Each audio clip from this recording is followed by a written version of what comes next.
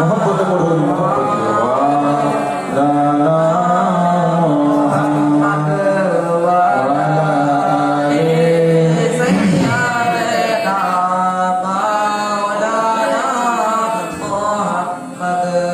आकाशेर तारा गोले झेले मिले জ্বলছে জোরে সুবহানাল্লাহ। আর একটু জোরে সুবহানাল্লাহ। এখন অত বেশি রাত হয়ে যায়নি যে আপনাদের ঘুম ধরে। আপনারা তো এমনি ধরেন সাধারণভাবে 12টা 1টার আগে মানুষ ঘুমায় না, কি বাবা কথা ঠিক না বল? হ্যাঁ ঠিক। এখন তো আপনাদের শুধু বাজার থেকে এসে খাওয়া দাওয়া করে এসে বসেছেন আপনারা, সেই হিসেবে আওয়াজগুলো কিন্তু তাজা হওয়ার কথা। আর যারা বাইরে রাগ করে দাঁড়িয়ে আছেন তারা দাঁড়িয়ে না থেকে বাড়ি চলে যান। এত রাগ আপনাদের জালসা কমিটির উপরে যে আপনারা বাইরে দাঁড়িয়ে আছেন। আর যারা রোডের ধারে বসে আছো বাবু, তোমাদেরকে কি বাড়িতে মানা করেছে নাকি যে তোরা ভিতরে যাস না, কমজোর লোক, ধাক্কা লেগে গেলে পড়ে যাবি? হ্যাঁ,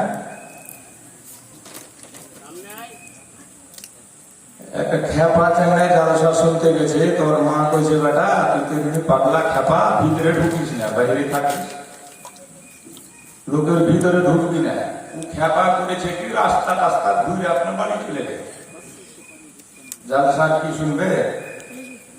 ওইরকম আপনাদেরকে যদি বাড়িতে কেউ বাড়ি গেলে মানা করে থাকে যে তোমরা ভিতরে ঢুকিও না, ওই জন্য আপনারা বাইরে আছেন নাকি?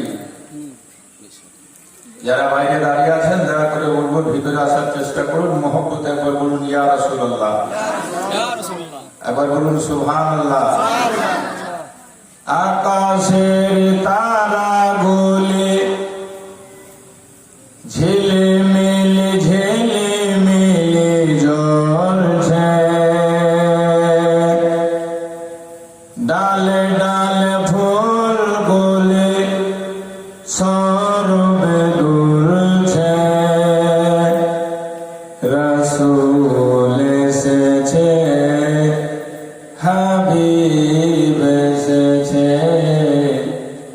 রাসূল এসেছে, সবাই বলেন হাবিব এসেছে, রাসূল এসেছে, হাবিব এসেছে।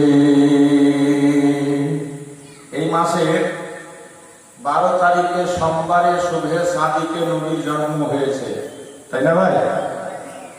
আর সেই খুশিতে এখানকার যুবক ছেলেরা নবীর আগমনের মাসে নবীর আনন্দে এই পবিত্র জলসার আয়োজন করেছে।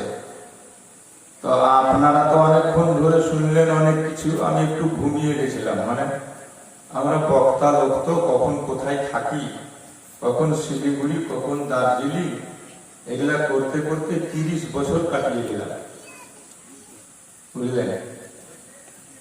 বিশ্বনবীর জন্মের দিন আমি দিনেও জালসা করেছি, রাতেও জালসা করেছি দার্জিলিং ডিস্ট্রিক্টে। ডবল ডবল প্রোগ্রাম, দিনেও প্রোগ্রাম, রাতেও প্রোগ্রাম করে বাবা দিন সারা রাত জাগো, সারাদিন ভাগো। এখানে এসে একটু সুযোগ পেলাম তো অতি ঘুমিয়ে পড়েছি। ছেলেগুলাকে জাগাচ্ছে, হুজুর হুজুর চলেন, তাড়াহুড়া করে চোখ খুলে কোথায় যাবো রে, বলছি হুজুর জালসাতে রাখছে।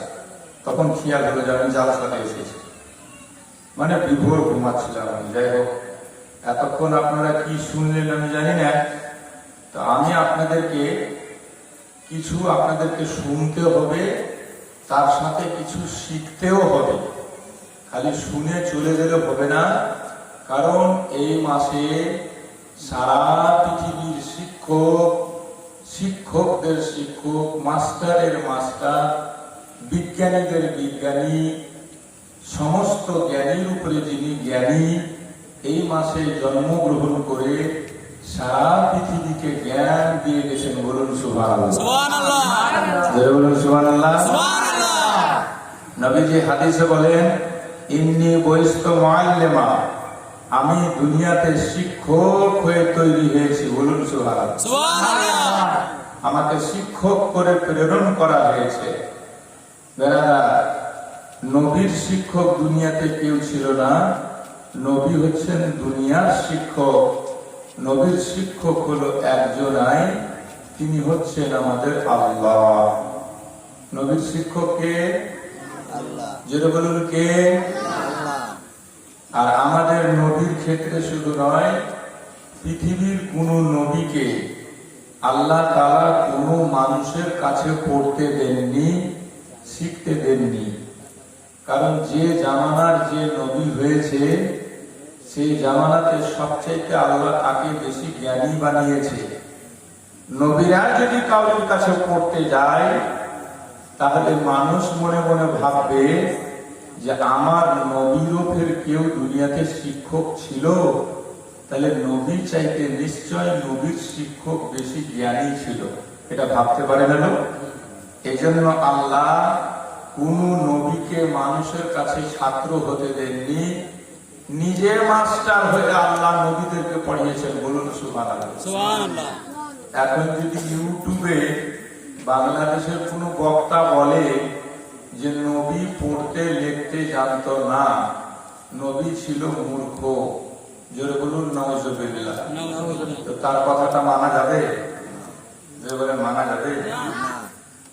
নবী যদি নিরট হতো, নবী যদি মূর্খ হতো, তো মূর্খ লোকের ধর্ম আজকে 1400 বছর হয়ে গেল, সারা দুনিয়াতে টিকে আছে আর পৃথিবীর কোনা কোনাতে ছড়াতে আছে। এটা কোনোদিন হতো? বলেন হতো? মাইকেল হার্ট দ্য 100 নামক একটা কিতাব